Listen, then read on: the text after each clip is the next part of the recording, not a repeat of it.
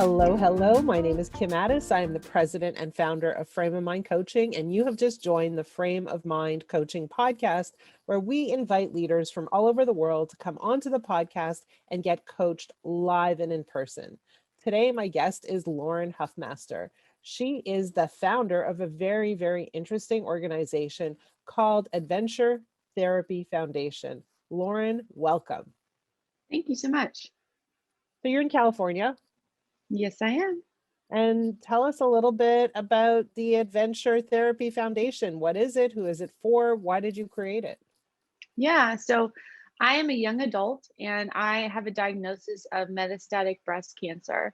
So I have a terminal disease and I was diagnosed when my children were 2, 4, and 6. And so when I received that diagnosis, I really had to look at my life and decide who I was going to be, what my legacy would be, even as I lived it with a terminal disease. And so I really looked at my family and how cancer was impacting not just me as a patient, but my relationships. And I think right now in society, we talk about a cancer patient and we that's a disease and a treatment, and we don't talk about the person and like the rest of the story behind the cancer patients, right? And so I created Adventure Therapy Foundation to start a discussion around the rest of the story, the rest of our stories, right? So our relationships, our families. And Adventure Therapy really is working to address the emotional side effects of cancer. We started out, our initial program was retreat. It's a very easy thing to give away, free retreat, but the retreat wasn't necessarily for memory making. It was really a time set aside for families to have really difficult conversations about who they are after cancer and what they want to be, what their hurts are, and try to start having conversations and healing together. Most programming around cancer is just for the patient. And there's very little that acknowledges the caregivers, the spouses, the children, the generations around the patient. And that's what I wanted to start addressing. Okay. So you started off how long ago did you start this organization?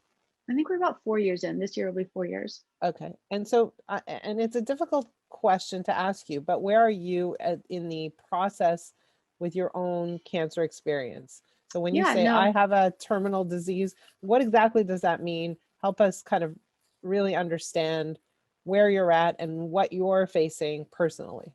definitely. I was diagnosed with cancer about 6 years ago, stage 3. And I did all the stage 3 things that everyone thinks about. But before I finished my treatments, they found out that it had already spread throughout my body. So luckily, we were able to stop the cancer in my bones. It's less dangerous when it's in your bones. It's usually more painful, but not dangerous for your life. And over the last 3 years, actually, my medications have worked phenomenally. And at this point, all the cancer has disappeared. So I'm 1 year into what they say NED, which is no evidence of disease. So currently, there's no evidence of disease in my body. That's fantastic. I'm really, It really is. happy to hear that.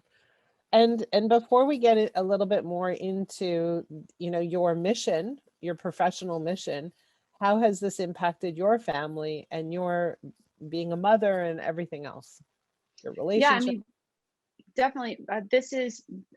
I looked at my own life, like I said, and I looked at my children, and for the first year and a half of cancer, all they had in their mind was bad to bad to bad to worse, right? Because all they could think of is every week mom goes in and she gets sicker, and we do less, and we are able to interact less. And I really saw that my children weren't really children anymore. They were sort of there's this cloud that was definitely over them, and what should have been their most gleeful period of their entire life. And I realized that I had to stop this cycle of sort of negative expectations and create something good. And that's what inspired me to start dreaming about my family, how to change the culture in my family around cancer, and then use those tools to impact others. Um, so yeah, the cancer itself is just in me, but the expectations that what happens around me really impacts my children. So we started in my family creating just weekly adventures. And it was just something we had never done before. It didn't matter if it was a new food or a new place. We create something. It was always a surprise for the children. And every Wednesday, they started to have this oh, there's something good on the horizon for us. Like we can re-engage, we can do something fun, we can laugh together again. It was sort of like giving us permission to Hmm. start bonding around something good. And that's what I want to provide in my retreats. I always send people to places they've never been. And I ask them to do something they've never done, because it is a reminder that it's okay to be happy. Even though this terrible things happen, you've got this trauma in your life, it's okay to be happy together, to laugh again. It's okay to try new things and sort of re-engage in life. And it's hard to remember that when you've had years of treatment. You just get in habits of not engaging, right? Of staying home, of you, even though your body may have healed, mentally this is all you remember. And so my retreats are really set up to help families remember that there's still life ahead. It's not just this isn't the end. There's plenty of life ahead. We just have to go and grab it. Amazing. Okay, so tell me about your organization and where are you? I mean, COVID hit. I don't know if people are doing retreats. So where are you with that? And what is the challenge that you're facing right now? Yeah, so COVID hit, and for a moment I was like, oh my, I have this huge mission. And instead of one disease, now my entire community is looking at two diseases, right? COVID and cancer in their life. And yet I can't provide retreats, and that did not feel good to me. So I did a number of things. I went out and purchased a house so that we could provide a no entry, virus cleaned home in the woods next to a lake where you could still go out. And that allowed us to at least continue to serve one region of the United States. I didn't do it all over the United States, but so that helped me continue in that area. We also started partnering with cancer coaching so that we could help people shift their mental game around cancer. And during this fear season, the season where you've got so much media talking about the risks that are outside of your house. So we started a second program, which I had always done. I was just done sort of informally, and now we've formalized this idea around coaching. And then because I wasn't planning retreats all the time, I was able to sort of push forward and say, cancer is not just, I won't be fulfilled if I'm just helping one family at a time. I really want to change the entire culture around cancer. I want to change the way we think. I want to look at, like I said, the whole person. And so I had an idea for an app, and I started talking about it to people. And I'm in San Francisco area, so tech companies, I looked for partners who could get behind me. And because of COVID, a lot of companies had sort of time on their hands to do pro bono work, and we were able to design and develop an app. It's beautiful. It's going to change the experience of cancer. I'm very excited about it. I What found a is it whole team. called? It's called Rise. RISE. Yes, yeah. Okay. So Rise, it's an app that creates restorative practices in individuals impacted by cancer. So it's about starting with social media, but pushing you to get out, because we understand that with COVID, right? We're in a rhythm of just doing everything virtually, and whenever quote unquote things open up, it might take us a time to re-engage and get back into all the things outside of our walls, right? We can understand that with COVID. Well, cancer is even more significant, right? You've been in your home longer for more severe reasons, and to re-engage and get out, that you need someone to sort of drag you out Mhm. and start engaging. So this app is that person, in some ways that ally that can pull you out and help you find the people to stand with you in your cancer experience. So yeah, so we designed and developed an app. We got it completely done. I haven't invested any money. It's all been done pro bono with in-kind donations. And so now, as I look at my organization, and before last year and up until right now, our budget really looked at just supporting families. So it's very easy to take a family's portfolio of sorts to a company and say, will you sponsor this family? And they're like, of course I will. Why wouldn't I? Right. Well, Right. now I have to really sell something a little more abstract. I Yeah. need donations to stand with me on the future investment and how we're changing mindsets, not just in the patient, but for a generational approach, right? We're really trying to break fear off the next generation, because as medical technology increases around cancer, like if I had lived 15 years ago, I would not be alive right now. It's only because of the breakthroughs that happened in the last 10 years that I'm here. So this is the first season, first era where cancer patients are around long enough to Hmm. articulate our experience, and we need tools to help us live with cancer, right? Right. And so this is a brand new moment in medical history where survivors need something different. And so I'm really trying to sell that, but it's a new idea, right? And so I'm in my work in adventure therapy, I've gone to selling something very practical to really trying to sell a movement and get people to stand with me and this idea of how we can change the future mindsets around cancer. And Hmm. that to me is really my challenge. I needed to step into it as a leader, and I needed others to step into it with me so that we can create what I've designed, or we can bring out of the closet sort of this product and this idea. So let's define what exactly is your challenge. Is your challenge that you want to get more sponsors? Is the challenge that you need money for marketing and advertising? Is the challenge that you need leaders in the world, the community to hear about this and help open doors for you? Like what is the single thing that when you say, man, I wish I could only, what is that? Yeah, to me, they're all one thing, right? If I talk to someone, they're going to lead me to someone else, and that's going to get more awareness, and the awareness leads to buzz, and the buzz leads to money, right? And so it is very chicken and egg for me. I definitely need, I've been told I need 18 months of funding so that when we launch the product, we have a secure 18 months of scaling in front of us. So we're not afraid of what the future holds, that when we get that threshold of users, we're not like, what comes next? So I will definitely need that. But in order to get those people, of course, I need publicity. I need people to stand with me and say, this is important, like this is overlooked. And so it's very chicken and egg. So we can look at either of those. Okay. So is your question, how do I connect myself with the right people? Like I'm trying to really narrow it down so that we can I hear talk you. about what the challenge is and how you're thinking about that challenge. Right. So as far as connecting with people, I have created a LinkedIn. I've really reached out on LinkedIn, and I've connected with well, right now up to like 50 nonprofits, and all of the nonprofits are listening. They're excited. They're willing to launch the product with me. So as far as connecting with the cancer community, I think I'm doing that pretty well. What I maybe am not doing quite yet is connecting with people who have the money to invest back into the program, right? Okay. So companies or angel donors or donors who have long-term perspective and who can stand with me in this. Okay. So there are a few things that I think about as I hear this, right? So you're very well connected to the nonprofit world. And it's funny, right? The nonprofit world, every single agency has the same mission, which is to raise funds for their purpose.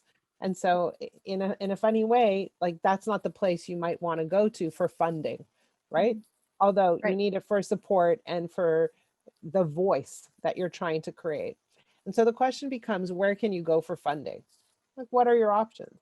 The options are, you're right, maybe get an angel investor. I know that there's government funding available in Canada for very interesting projects where you want to stretch beyond your borders. I'm not sure if those funds exist in the US, but it sounds like to me, again, we could talk about other means, perhaps a cancer survivor, someone who's been impacted by cancer in their families who has the means, right?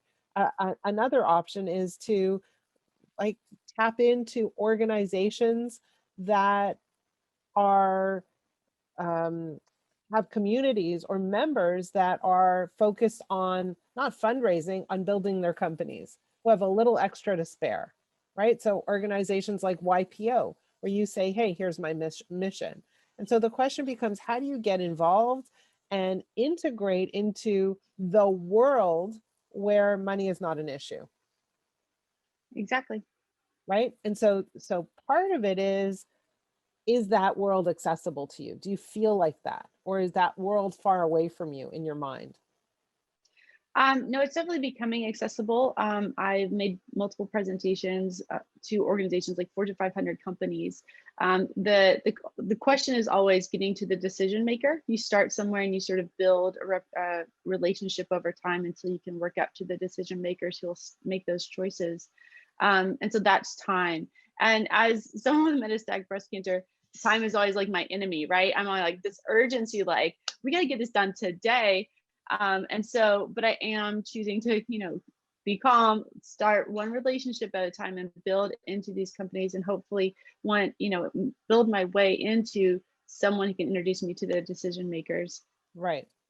So when time is an issue, and what really that is, it's a reflection of inaccessibility to resources. And what I really want to say is that I want you to switch up the word time for resources. Okay. So what resources do I need that will help me accelerate things? Right. And so on the one hand, yes, you do need to talk to some people, but on the other hand, just like you got your app built for you pro bono, that tells Mhm. me, yeah, you're pretty creative, you're pretty resourceful, but for whatever reason, there's a different mentality that goes along with opening your wallet. And more specifically, it's easier to ask someone to help you build an app than it is to ask someone to help you pay for something. Do you see what I'm saying? Oh, definitely. When a company provides in-kind donations, then they are providing us something for their employees, right? They get to work on an important project. They find purpose in it. It builds, Right. rapport there. So that's been really good.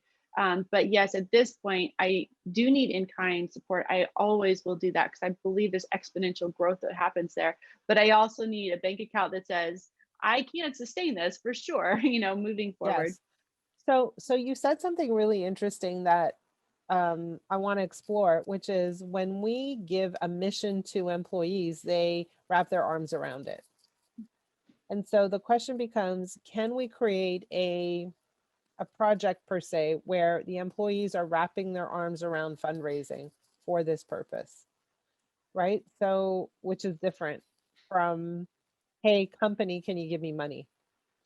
Right. No, in the past, see, I understood this. And so I could give a company, here's a family, right? Here's a family. You guys wrap your arms around, raise money for this family. And that worked really well because there's something very tangible there, right? But that's, I guess, I'm transitioning, I'm pivoting now. And so it's now, how do I give them something tangible that they can get excited about, but it has, tech behind it or long-term impact behind it.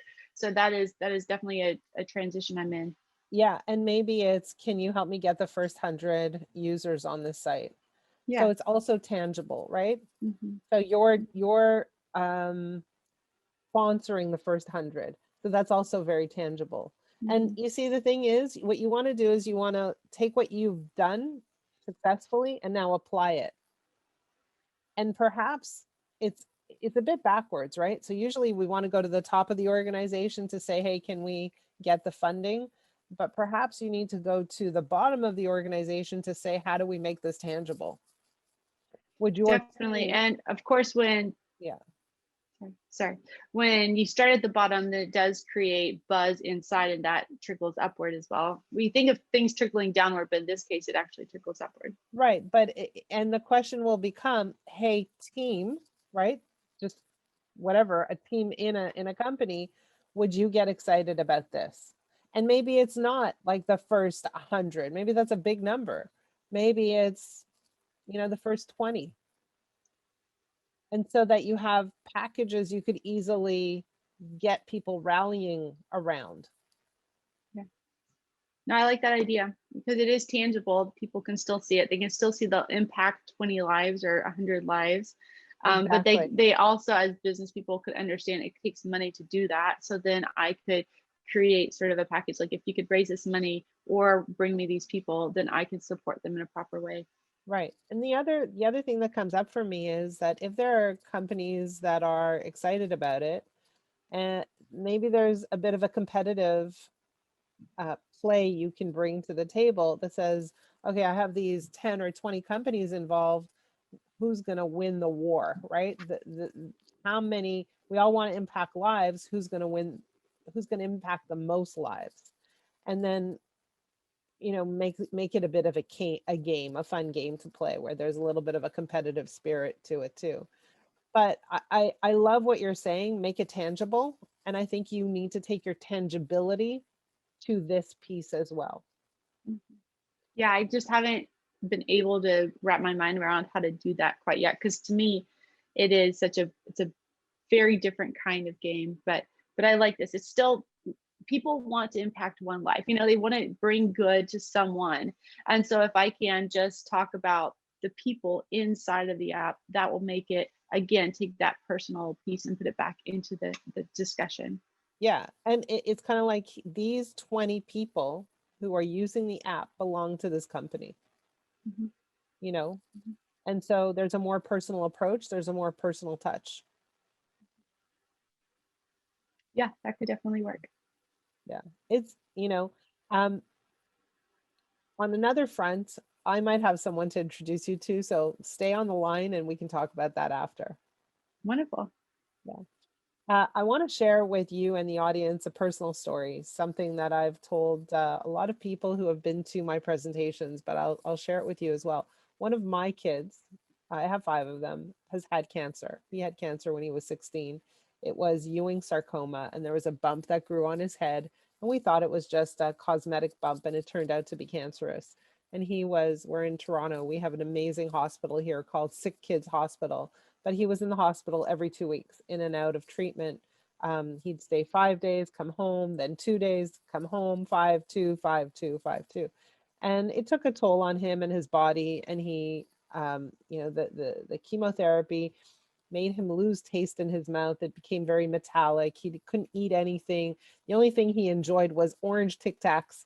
And, from a parent's point of view, all you want to do is feed your kid. Like, just you want them to eat. On the last day of his chemo treatments, as we were driving home, his name is Michael. I said, Michael, are you hungry? He said, yes. And I said, great. You want to go grab a bite to eat? He said, yes. I said, what do you feel like having? He said, I want a burger. And so we went out for burgers. And it happened to be on the 26th of March, 8 years ago. And he declared that on the 26th of every month, we would celebrate Burgerversary in honor of his good health. So every single month, we find a burger place. And during COVID, we do it at home and we order in or we make our own. But we celebrate his health by eating a burger, taking a picture, posting it on Facebook, and we're coming close to our 100th Burgerversary coming up in July. So your cause is our cause, and we support you fully. And there you go. Burgerversary can I be love one of it. your one of your adventures. I love it. That's the most wonderful story. Thank you for sharing me with me. I want to say thank you for being on the podcast. Thank you for taking this on. Thank you for making a difference in the world and really making cancer something that is um, not such a terrible, horrible, awful experience and can be a little bit brighter.